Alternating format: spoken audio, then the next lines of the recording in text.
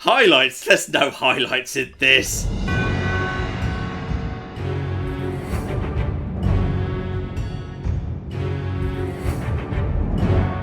Good evening, ladies and gentlemen, I'm John. I'm Claire. This technically isn't Many a True Nerd. I really should change the intro. Well, this is Paradox. Welcome to Paradox. They've let me in charge, kind of, for a day. That's nice of them, isn't it? I'm in charge. Yeah, Claire's in charge. Right, so hello. Just in case you're new and you're here because you saw Paradox start a stream, you've no idea who I am. I'm John of Many a True Nerd. If you've heard my voice before, it's because I actually did the official tutorials for Imperator Rome, which I've apparently forgotten the name of. Unfortunately, those are a bit out of date at this point. But don't worry, I'm back. I'm back so we can talk about the new stuff. Basically, I want to play tall tonight. I want to play as tall as you flipping can. Specifically, as you may have guessed, I want to start off with a single flipping city and just stay there. There's a few things we need to get sorted, like certain city-states, or just like states in general, are plutocratic. We're going to be wanting that because that's bonus trade routes and that's bonus income off commerce. And commerce is where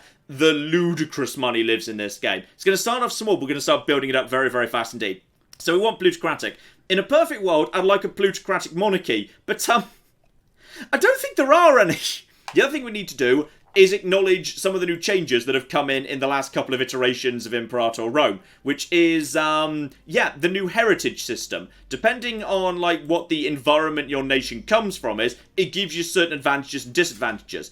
Two of particular note, which is coastal and seafaring. So, cities that start by the coast, let's just find a coastal one that's not a seafaring. Coastal heritage. This is, like, to my mind, probably one of the best ones going.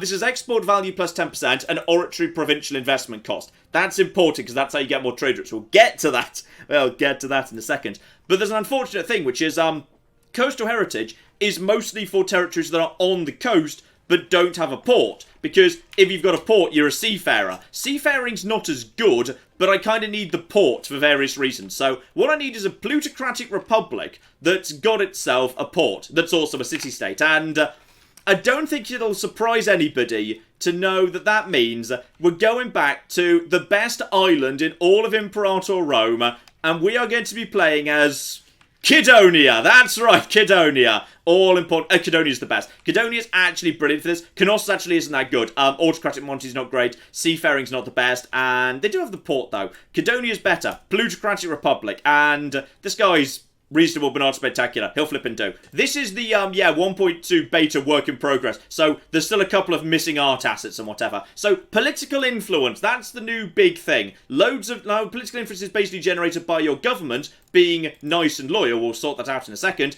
And is used for just about everything. And what we need to do is we need to start making money. Because as a city-state, who by the rules of this challenge cannot expand, I'm going to need enough money. And the amount of money I need is mercenary money. That's the thing that we're going to be needing. We need mercenary money. Because right now, simply, I don't have enough manpower to actually really defend myself or expand or anything, to be honest. And I can't really have vassals because they're going to be a pain to actually keep loyal. And as a city-state, I'm only allowed one diplomatic relationship. So a vassal would count as that. I'm going to get, one capital import route immediately, and also 10% bonus national commerce incomes. That's going to start stacking up pretty fast. So there's not many civic ideas available so far, and some of the best ones are locked away. Like, this is a really big one. Capital import routes plus 3. So I kind of want to rush to civic advances 6. If I can get to that as fast as possible, that'll be good. Harder to do than it used to be. Because, in 1.2, you can't just promote everyone to citizen and then just fly ahead and research. It's going to be a little bit harder than that, but we'll get to that.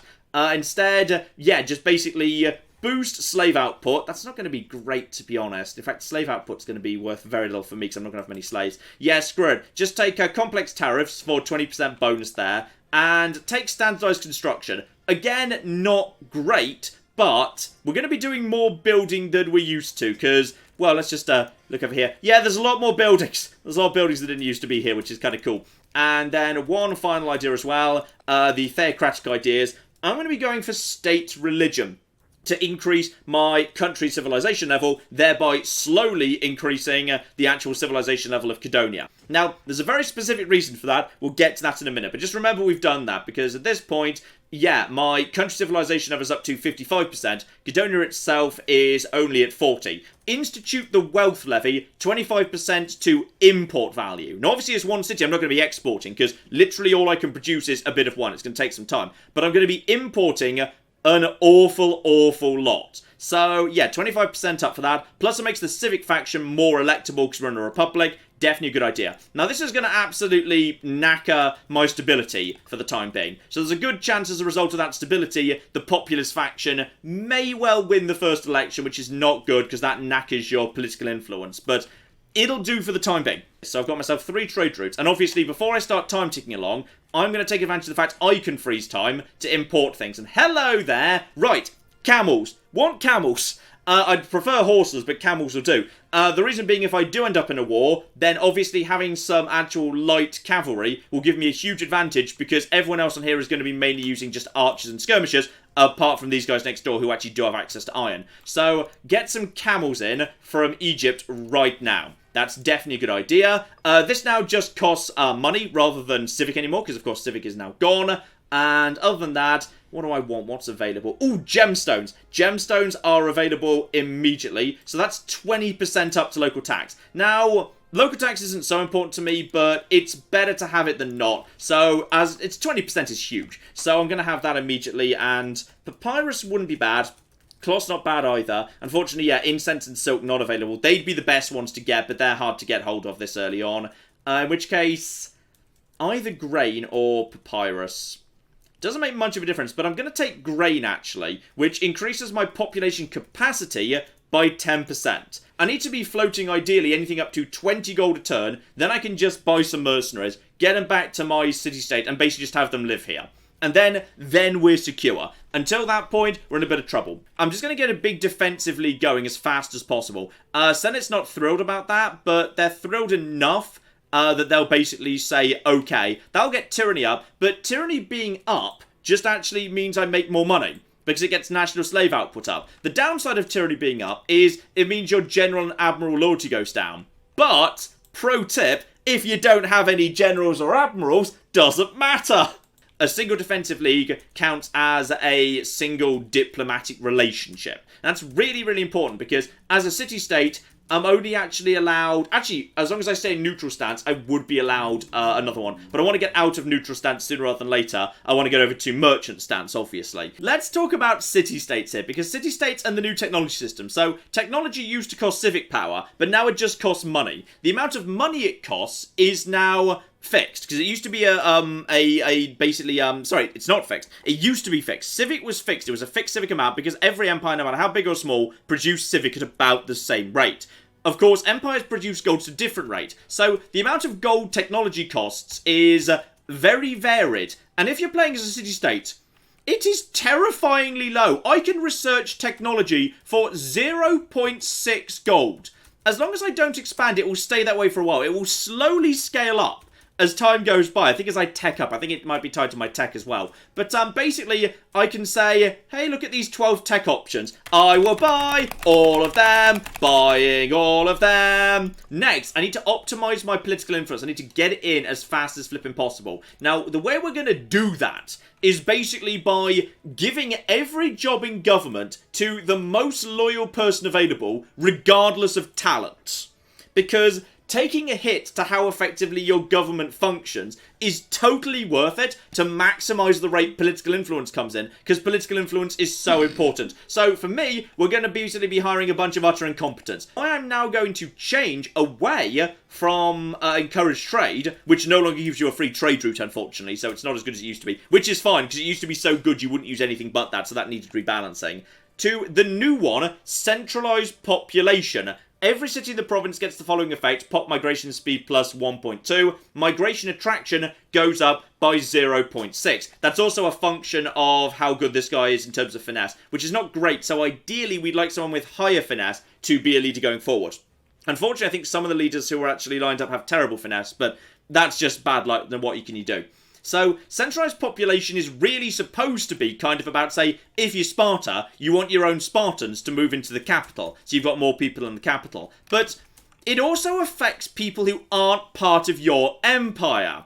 Because that 0.6 is a flat migration attraction that applies to everyone, and migration speed just speeds up how fast people come to you. It just seems to actually spread beyond your boundaries. Like, it's not like government centralization, it just makes your city more attractive to everybody. And as my civilization starts ticking up, I'm going to get more and more and more desirable to them. So, if we just actually speed up time a little bit, I'm hoping we might start to see some people... There we go! I figured they might start appearing. So right now, 2 of my 3 neighbours have immediately decided, their pops have actually decided they'd rather live inside my city than theirs. One of the new buildings, the aqueduct, increases local population growth and increases migration attraction by 0.5, which is actually pretty damn good. So I'm going to get one of those in production. Back in old Imperator, before we hit 1.1, there was effectively a cap on the number of trade routes you could have, which was a function of your tech level, certain events, policies, all sorts of bits and pieces. But there was effectively a level where unless you got lucky with events, you couldn't have any more trade routes. That was the number of trade routes you just had. As of 1.1, it's basically become uncapped. Now, 1.1, it was super easy to get an insane number of trade routes because it was just oratory. That was in the days of monarch power. Now, in the days of political influence, it's much slower, but it's still doable. So you can pay 100 political influence to basically just get an extra trade route in your capital for the rest of the game. And basically, you want to be doing that. The reason you don't want to be doing that in a normal game is because obviously you need political influence for everything else too. But it's really, really damn good. It's really damn good. Tyranny, but... Oh, political influence! Execute some people! Yes! Execute! Execute! Execute! Now, I'm going to be wanting... Perfect world, yeah, papyrus. Let's get research sped up, please. Obviously, Egypt's swimming in papyrus. No problem whatsoever. So I'm actually at this point going to take the opportunity to change my stance to merchant. So that's, yeah, cost of trade routes down. Should have done that first, actually, is that. But no fairness, trade routes are cheap. It's only money. I'm going to speed up the, I'm going to speed up research with Blessing of Athena rather than Blessing of Hades. Okay. Is the option right now, I could actually get, yeah, if I take the surplus of grain, because I've got no surpluses right now, I've got no surpluses whatsoever. So, there is earthenware, that's research points, another 5%. What I could do is I could take the papyrus for civic tech investments up by 5. Now, civic tech is arguably the most important, because as I was saying earlier, if I could rush to civic 6, that gets me plus 3 trade routes. So, I'm kind of tempted to double down and actually take a double papyrus for plus 5% to civic, plus another 5% research in general. Yeah, I'm going to do that. This really is me. Would like to know if there's any chance of elephants. Very unlikely, because as a city-state, my effective diplomatic range is extremely limited, and elephants live quite far away. So my chance of actually being able to import one is quite low. Right, trade route, boom, yes, there we go. Commerce income is up to 2.83, so we're up to, yeah, we're a profit of 2, even with a decent-sized army. And you want back in the defensive league. Good, good, good, good. Though, Gortina just walked out of the defensive league. That's more of a concern, actually. They're also planning my demise. Claire, everyone's planning my demise. What did you do? I think I was too fabulous and rich. I think that's the problem. The first claim goes down. So, Perinia has now put a claim down over here. They cannot possibly take me. But, okay. In which case, I'm going to put my cruel leader with Marshal 9 in charge of this army. Ready to go. So is that plan B, then? This is plan B, yes. What just went away? Claire, what did we have a minute ago that I don't have anymore? Or did I just research I don't know, but at this point I've got I don't know. Tell us in the chat, I've got please. so much trade right now, I can't even keep up with it. I'm just so damn rich. That's what's going on right now. So what I probably want is... Stone wouldn't be terrible for fort defences up, and build cost would be down with a surplus. Not terrible.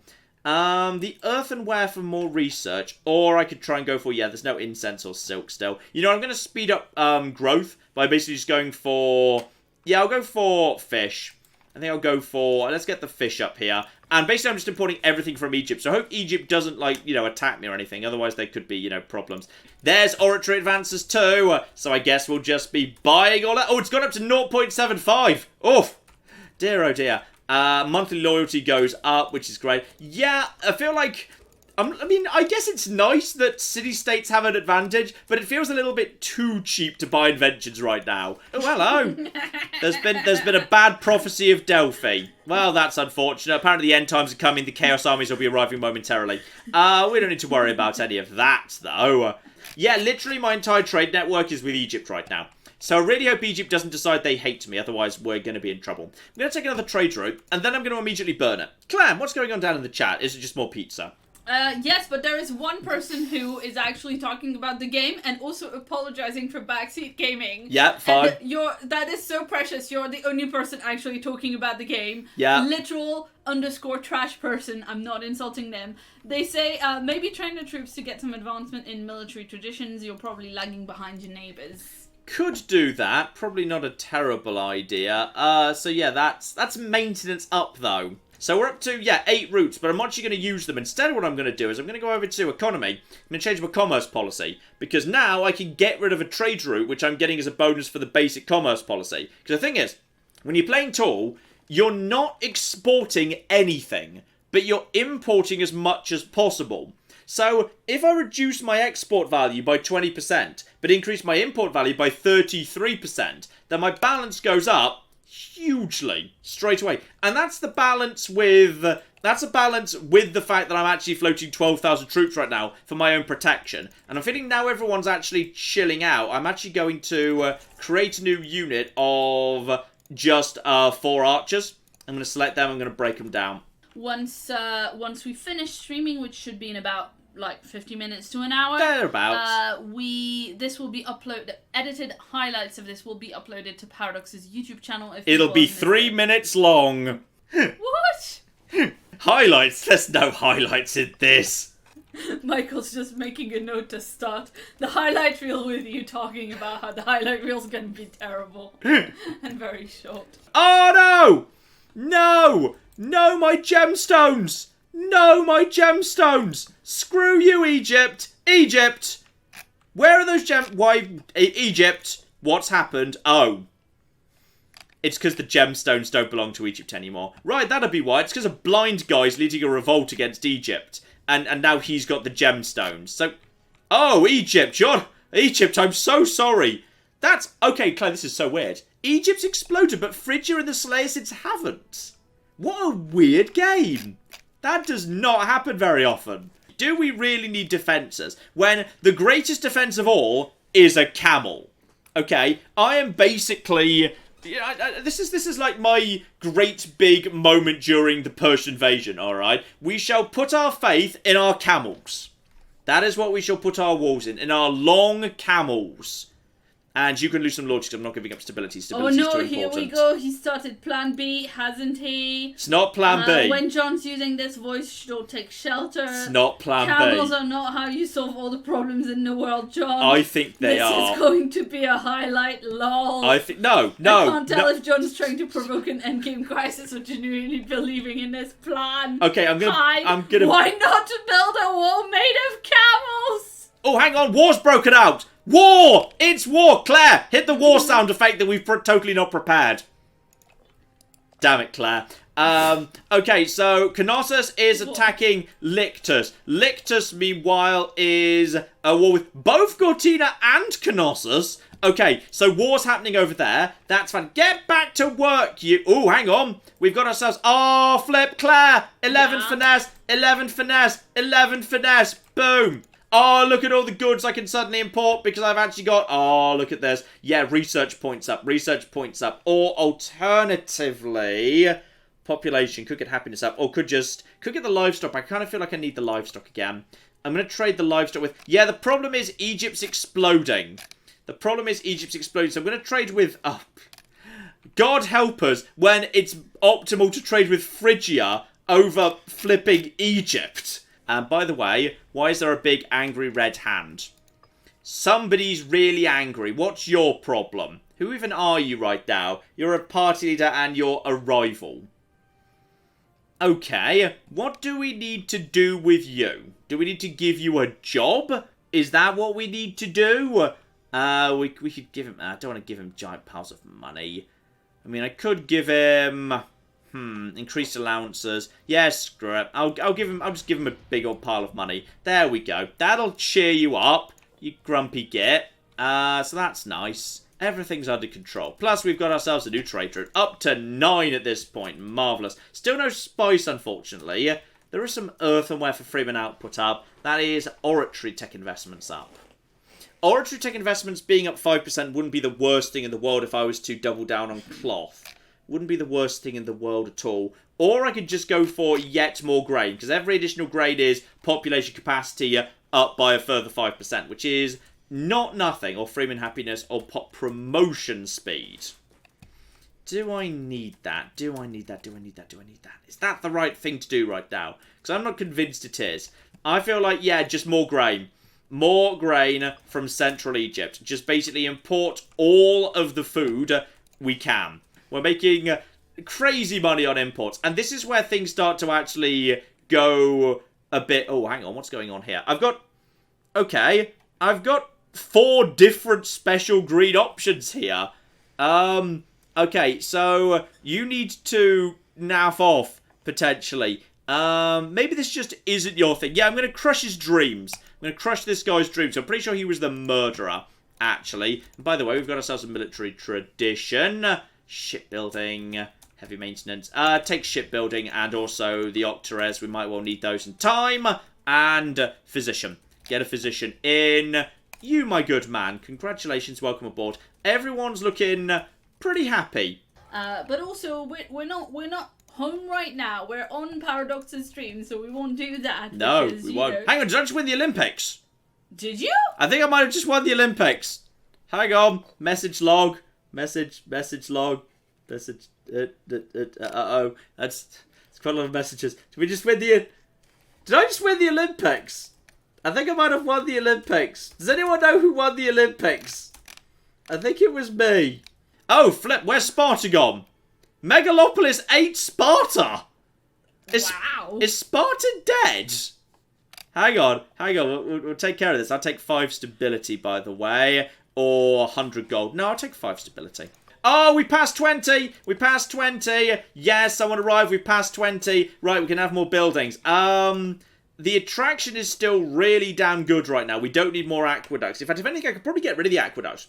Like, at this point, civilization value is so damn high, I think we could probably get rid of the aqueduct in favour of just promoting, because, yeah, we've got 0.8 off the finesse of the current governor. 1 is base. Civilization value is worth 6.26, because civilization is so damn high. Aqueduct is only 0.5, and population capacity is 2.5. I'm going to demolish the aqueduct, Claire.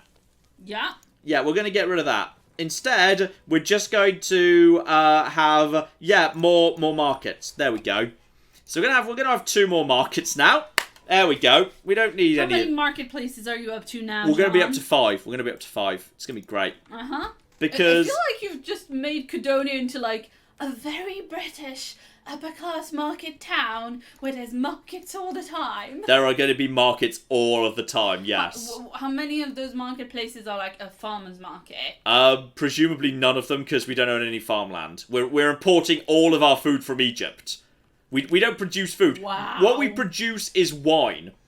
We just get drunk. Oh, well, wine we is just good. everyone just sits around in the marketplace drinking wine and enjoying the fruits of Egypt's so like labour. It's a French market town. Pretty much, yes. I should probably import some wood so that I can actually, like, you know, train boats if I need boats.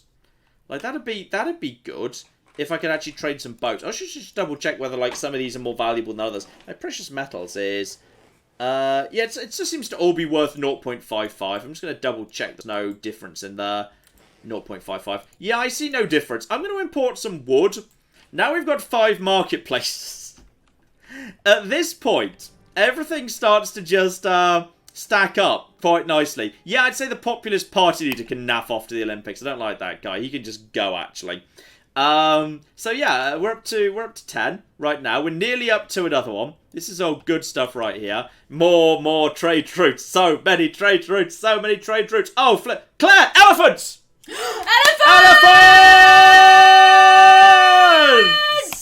There we go. Okay, so Claire, would you like an elephant in this army? Yes, please. Elephant, elephant, elephant, elephant. They're not even that expensive. We're going to get an elephant. We officially have an elephant. No one will dare attack the power of Cadonia. We have elephants now. The power of one elephant. It's not one elephant. There's like... We just invested 1,000 guys into this. I hope there's more than one. Sadly, this being a Paradox game, we have no idea, like, how many people a pop really is. Like, officially, this elephant... They won't tell us. Officially, this is 1,000 people, but I'm not sure how many elephants are represented by the 1,000 people. It's probably not 1,000 elephants. And now. Build cost, get rid of that. Let's have ourselves capital import routes +3. Boom. I think we'll be having that. Is there anything else that's actually shown up by the way? Oh, not that I can afford. Okay, so now I've got 50. Claire went to 15 trade routes. Yay! 15 trade routes. Still no spices, unfortunately. Bear in mind, I am a city-state. I'm running 4 different capital surpluses, including a like quadruple surplus, because why not? And we've also got elephants coming in. Don't forget the elephants, which is great. Ooh, commerce income up 5%, which is honestly underwhelming. But it gets Freeman happiness up. I'd rather wait for incense or soap, but screw it, I'll take some dates. Bring them to heal. Vague threats never hurt anybody. 10 political influence. Yes. 10 political influence. Also, someone just died. I think my vague threats may have not been vague enough. Yeah, I feel like that's actually a good idea. Weirdly, even though I want to be making commerce income, I want to turn it off because actually the building slot's more valuable to me because I've only got one build. Because I've only got one place. So, okay, so we're just going to have, we're going to have more of that, by the way. So if we actually get that up, commerce value up to 200%. That'll do the job. Also, decisions are available. No, I don't want to be a theocratic republic. That's not good. And you guys want to leave. By any chance are you wanting to leave because you're planning to wage war on me? Let's just check if you're planning to wage war on me. Yes, planning my demise. I'm happy to recruit just a handful more. Because it's so cheap. It's so flipping cheap to have archers at this point. It's so flipping cheap. Right now, he's the faction leader of the merchant faction, but he's bad at his job. So, he can actually just go in prison, actually. There we go. He's now in prison. And can we bring him... Actually, do I want to bring him to trial? I could just execute him. Yeah, let's actually just... Actually, no, Claire. Yeah. I'm not going to execute him. I'm just going to give him... Put him in the oubliette. No, flogging. We're just going to flog him. This is totally non-lethal flogging. Oh, no, he died from excessive flogging. Oh, it's a shame. Well, we didn't put him to death. The flogging had nothing to do with it. He just got an infection somehow for no reason that we can figure out. From a series of severe back wounds, yes. That's fine. Everything, so that's fine. Oh! There's a Canossian revolt. And, okay, this time someone desperately wants a job. So, make sure we know who he is. He's Areus Zenodid, and he's terrible at everything, but his zeal's sort of okay. So, anything for you. Okay, right, so we just need to... So, Areus Zenodid gets one of the stupid jobs no one cares about. Areus Zenodid. He's definitely the same guy. So, that's the Canossian revolt. Mm-hmm. That's the Canossian revolt. Where's Canossus? Where's Canossus? Canossus? Are you alright?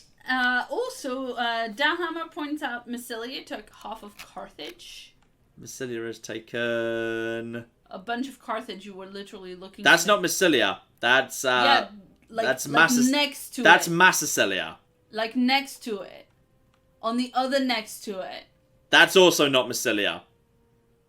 That's Massilia. That's Massilia. This is Massilia. Okay, that's how they spelt it. Massilia's up here. Massilia's up here. Look at Massilia. Okay, you know what? I don't mean Marseille. I mean Massilia. That's what I said. Okay, Massilia have indeed, Massilia versus Massilia versus Massilia. Miss Massilia, which is Massilia, but when it's putting on a comedy Italian accent while it's wearing a fake moustache to sneak past the police to, investigate crime scenes when they're trying to solve murders. Yes, I'm going to perform sanctions on myself. I've sanctioned myself. Now that means I've got no corruption. And that means, yep, 2.06 every single flipping month. Political influence is now going up at a very, very healthy rate. And we might be able to just slightly increase that too, just by optimizing. Okay, so, Arrival of the Archon was just killed by the Archon. It's fine. Great. I think he was a murderer himself, so I'm sure it's fine. Yeah, the year is 492. So we're still pretty early in the game. So early in the game, Phrygia hasn't exploded yet. And we do actually already have 16 trade routes. I'm going to bring in more dates right now. Bring in more dates, because that's worth a little bit of money. But it also gets me national commerce income up another 5%, which is actually really modest, but it's fine. So as a result of that, yeah, 16 and rising, with political influence just flying up and up and up. This means my profit right now is 9.3, despite the fact I'm floating an army of 13,000 off one city-state. If we go over to mercenaries right here, the nearest by mercenaries cost, that's a 14.15.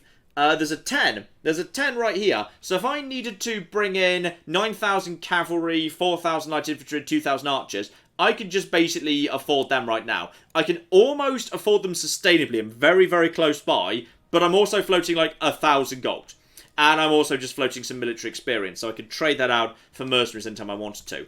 And bear in mind, we've also got ourselves, 3 gold is actually going to army maintenance. So, Claire, you know how I said earlier, do we really need walls? Yeah. Do we really need an army? Yeah. Do we, though? Do you think we do? Yeah, we do, because it's made of camels and elephants, and those are really cool. So you all get broken down. That's going to cost a bit of money. Right, okay, so now we've got no troops. So that's fine. We're going to put our greatest commander in charge of the elephants. There we go. So we've now got 1,000 troops right there. Move on time to the next month to check where we are. That gets me up to 12.79. So now I would say we have hit mercenary money. This is mercenary money. Let's just get, one more trade route in right now. Let's just get one more trade route in. Because I feel like I've done what I was set out to do, which is, I think now, with the uncapped trade routes, like, you can see how this now works. You can see how this all fits together at this point, which is between the migration system, because I'm up to 24 population without going to war. This has been, bear in mind, this has been an absolute total pacifist playing tall. And I've got myself, oh, there's Diplo range. Oh, flip Claire. That's just perfect timing. Diplomatic range just came in, and also aggressive expansion down, but whatever. But there it is, diplomatic range. We might have some new people to trade with when the next thing comes in. This is very good. And religious provincial investment down. Don't really care so much about that, to be honest. So yeah, basically, without ever going to war, without ever enslaving anybody, playing entirely tall and entirely peaceful. So, obviously, you don't have to play this tall and this peaceful. No. But you could play a bit tall and a bit peaceful. But regardless,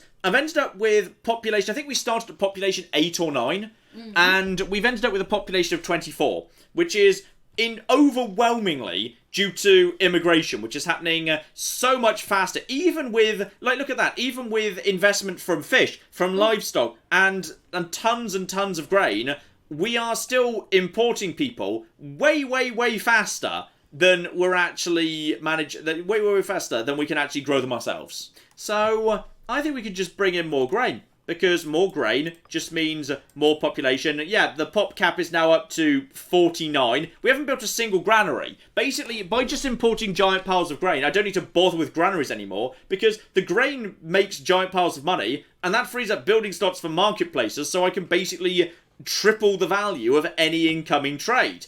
The fact that you can't just, spend monarch power to convert people anymore is nice. The fact it's much more about nudging and setting a city up correctly, making a desirable city so that people choose to move to you or choose to move away. Yeah, just nudges rather than spending of currency, which is very, very good indeed. I will say that's some good stuff. And yeah, that's a good trade right there. Actually, yeah, Polyhenia is down to 10 people. This is really fun. This is a form of economic warfare, if you think about it, because I assume Polyhenia started off with the same number of pops as me, about 13.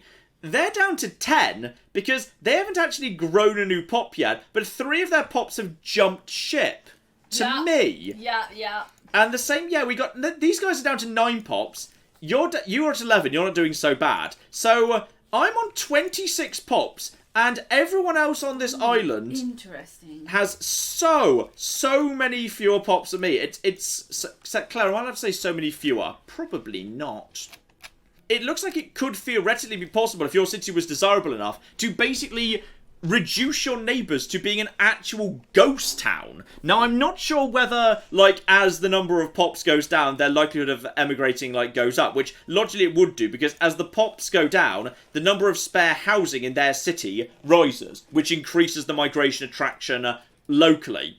But I don't know if Paradox can confirm this in the chat if they're still floating around. Paradox in the chat is really getting angry about so many fewer pops, and we're Paradox in the chat. Is it theoretically possible, if I played this long enough and just let this game run, could I actually drain my neighbours to literally 0 and basically convert their territory into abandoned territory that then I could colonise without declaring war? Can I literally engage in migration warfare? Is that possible, Paradox? I'm not sure whether that's possible. It might be. Michael says, I'm afraid I don't know, but if it isn't, it should be. Yeah, that's the thing right there. It's a thing that occurs historically. If you have 2 cities side by side, and one of them is so much better and the other one falls on hard times, cities can be abandoned, because people migrate away from a bad city to a better place to live. So I think we're going to wrap things up there, ladies and gentlemen. I set out just to make mercenary money, and have instead invented migratory warfare. So I'd say we're very happy to wrap this up. Thank you very much for joining us this evening, and I may well be back being hosted again, assuming we haven't, completely burnt our bridges with Paradoxes by being, terrible and unentertaining. Claire, you're supposed to say goodnight at this point. Good evening. Oh, good night. Good night, everybody. Good night, everyone. Good night.